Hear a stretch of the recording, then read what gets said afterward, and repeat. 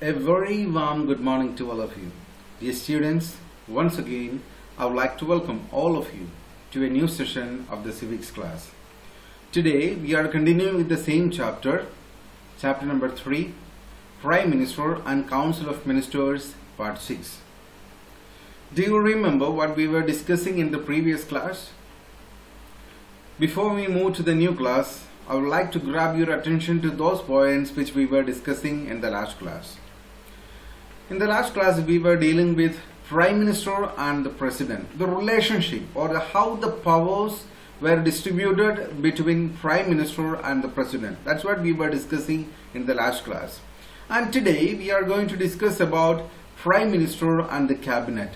What is the difference between the Prime Minister and the Cabinet? Prime Minister is a member of the Cabinet, and the Cabinet is also functioning along with the support of the Prime Minister. Then how the power is being distributed among themselves, or how the power is being functioning in the case of Cabinet. So without wasting time, let's move to the class. Prime Minister and the Cabinet. First of all, we are going to see the main points what we are going to discuss today. Which are the points we are going to discuss today? So when we discuss about the Prime Minister and the Cabinet, we need to go through 5 different points. First one, leader of the Cabinet. Prime Minister is the leader of the Cabinet, and we will see about it. Second one, power to allocate portfolios and to reshuffle the Council of Ministers. Third one, power to select and dismiss ministers. Fourth one, power to direct and coordinate policy. Fifth one, resignation of the Prime Minister. So these are the 5 different elements which we are going to discuss today. And all these 5 different elements are closely related with the Prime Minister and the Cabinet. So let's see each one of these points in detail. First one, leader of the Cabinet. Once when we discuss about Cabinet, we have to deal with the Prime Minister, because Prime Minister is the leader of the Cabinet. He is the head of the Cabinet. So without Prime Minister, Cabinet is incomplete, because he is the head of the Cabinet. He is the leader of the Cabinet. No provision is made for different categories of ministers. So we have already seen this particular point in the first part of this chapter. There were no different types of ministers. In the first part of this class or this chapter, we have already discussed this point. There were no different types of categories of ministers. But here we can see such as ministers of the cabinet rank, ministers of the state and deputy ministers. We have already seen 3 different categories of ministers. When we were dealing with those points, I have told you that there were 3 different categories of ministers. Cabinet ministers, ministers of state and deputy ministers. But according to the Constitution of India, there were no such provisions, or there were no separations among the ministers like cabinet ministers, ministers of state, deputy ministers and so on. But it is the responsibility, or it is the power of the Prime Minister to decide those kinds of matters. So if there is 3 different categories of ministers, it is the Prime Minister who take decisions on those kinds of matters. Prime Minister has the liberty to decide such matters. So all these things are, all these points, head of the Cabinet, division of ministers or different category of ministers, all those things are being decided by the Prime Minister, since he is the leader of the Cabinet. Second point is power to allocate portfolios and to reshuffle the Council of Ministers. So it's the responsibility or duty of the Prime Minister to allocate departments or portfolios to the ministers. We know for different ministers, they have got their own different departments. One minister is appointed as the Home Minister. The other one is appointed as the Minister of External Affairs. The other minister is appointed as the Railway Minister. So all those are departments, or in other words, we call it as portfolios. So it's a power of the Prime Minister to decide who has to become the Prime Minister, who has to become the Minister of External Affairs, who has to become the Minister of Railway. allocate departments or portfolios is vested with the Prime Minister. He is deciding it. And he can reshuffle his Council of Ministers. Suppose in 1 year, one minister has got the charge of external affairs. Next year it can be changed, can be reshuffled. So it's a power of the Prime Minister that he can reshuffle his Council of Ministers. He can change the portfolios or departments of each minister. It's a power of the Prime Minister. And it is not on certain conditions. Whenever he pleases or whenever he wishes, he can change the department of a minister. So he allocates the departments or portfolios of the ministers. He can reshuffle his Council of Ministers whenever he pleases. Whenever he desires, he can do it.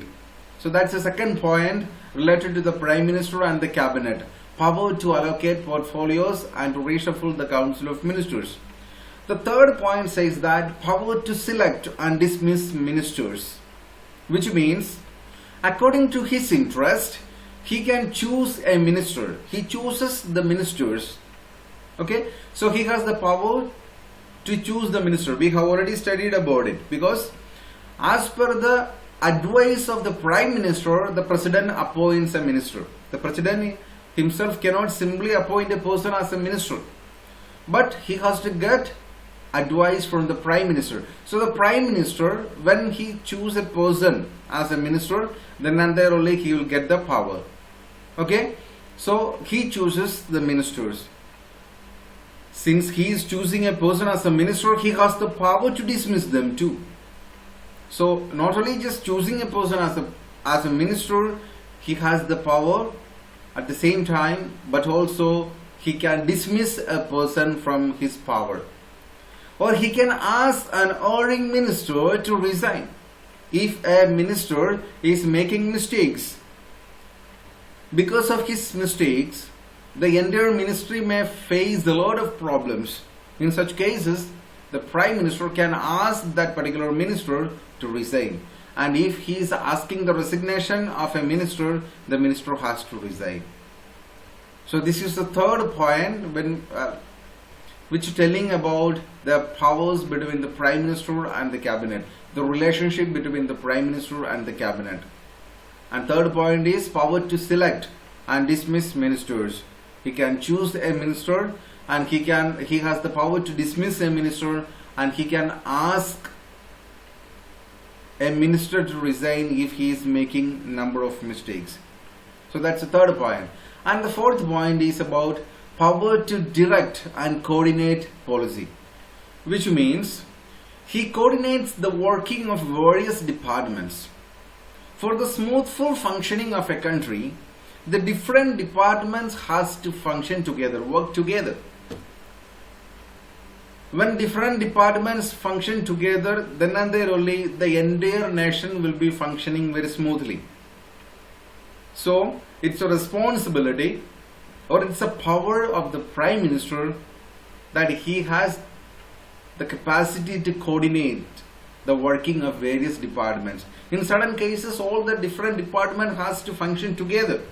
Suppose if there is a natural calamity, suppose if there is a war with one another nation, suppose if there is some economic problems in the country, in all those cases, different departments has to function together. Right now we are undergoing the problem of COVID-19 pandemic. In such cases, different departments has to function together. The health, the department which we dealing with the economic matters, the department which deals with the law and order. So different departments has to function together. Then and there only everything will be functioning very smoothly. So it's a power of the Prime Minister that he has, or he can coordinate the working of various departments for the smoothful functioning of the nation. He coordinates the policy of the government. So the government has taken a policy, and if that policy has to implement in the country, different department has to support with. So the different departments will be functioning under or coordinates under the Prime Minister, and he coordinates the policy of the government for the smoothful functioning of the nation. In critical matters such as foreign, defense, economic and technological affairs, he can ask any department or any minister who has got the responsibility of a particular department to coordinate with one another department or with the nation or with the Prime Minister or in any such manner. So it's a responsibility or it's a power of the Prime Minister to do it. So power to direct and coordinate policy. That's a fourth point which we discuss under the title Prime Minister and the Cabinet. Now we are going to the fifth point, that is about the resignation of the Prime Minister. The Prime Minister's resignation implies the resignation of the whole cabinet. I hope it is very clear to you. Suppose if the Prime Minister resigns, which means the entire government is resigned. It is not necessary that each cabinet minister has to resign. But the Prime Minister resigned means the entire government resigned, the entire cabinet resigned, the entire parliament will be dissolved. So that's why we say that in the beginning, Prime Minister, he is the head of the cabinet. He is the leader of the cabinet. That's what we have seen in the first point. Prime Minister is the leader of the cabinet. Since he is the leader, if he resigns from his post, which means the entire cabinet is resigned, they lose their power because he is the leader of the cabinet. So these are the five different points which speaks about the Prime Minister and the cabinet ministers. The relationship between the Prime Minister and the cabinet ministers. And from this I think you are very clear about what is the relationship between the Prime Minister and the cabinet. How the powers between the Prime Minister and the cabinet ministers have got distributed. So dear students, these are the points which we have or which I would like to share with you. And the next class we will be discussing about Prime Minister and the Parliament. So here we are winding up today's class and we will meet again in the next class. Till then I would like to sign off. Thank you.